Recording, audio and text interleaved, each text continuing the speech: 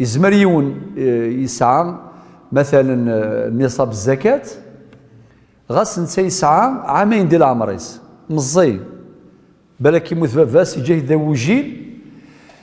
ولكن وكاذني تيتعاونن اما ديالي ولي كيسقارن ولي نغ اسميس وصي نغ اسميس قيم لا مقدم ثلاثه تيقوم يقارن الصيغ النيابه الشرعيه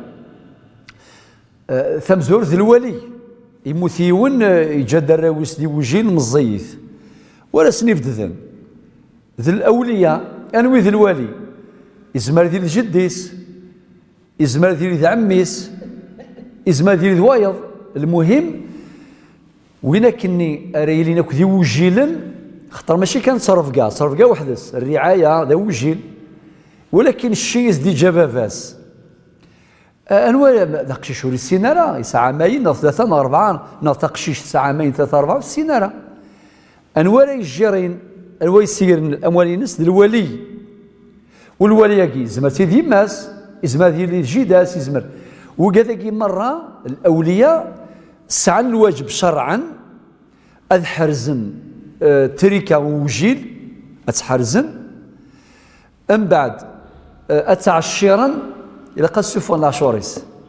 زمر كيليونا وذري موجيل والسامي غارا مي ماشي هكا ماشي الشرع واكي شيني ولي سعيد المسؤوليه امام الله اتحرزض تريكا اي نساء وجيل ولكن اذا يرصد ربي سبحانه الحقوق اللي قد خلصا خاطر الزكاه عباده ماليه وعاؤها المال شيني الولي والي من ميدي الزين والسكواس في الشينيك ساعه الى قد السفغض لعشور ينس اما كاد نشرح بعد شويه ان شاء الله تعالى من بعد ازكى من مقرو وجيلاكي نغي وجيلا اشو دينا ربي سبحانه يبض العمر عند يسن صلاحيس يزمر هذه السير شغاليس ربي ند فإن آنستم منهم رشدا فادفعوا إليهم أموالهم يوجل ند ربان مثوالا مبظن عند سن الإصلاح نسن زمرنا السير الشؤون نسن ما تحانوت ما الشركة ما ذا ذريمة ما ذينا الرسل منا إذا في سي مولان فإن آنستم منهم رشدا فادفعوا إليهم أموالهم أكدنا رب سبحانه عز وجل ما يلولاش الولي أذيل الوصي ومقارن صاحب الوصاية ماشي الوصية ذين يعنان أم الهبة الفرقية لسنت الهبة ستيلي ذي ثوثرث بنادم دوناسيون ماذا الوصية تيستامون أتي جبنادم أتي ديج من مات وطبقها برمي يموت بعد الموثيس ماذا الوصاية ذين يعنان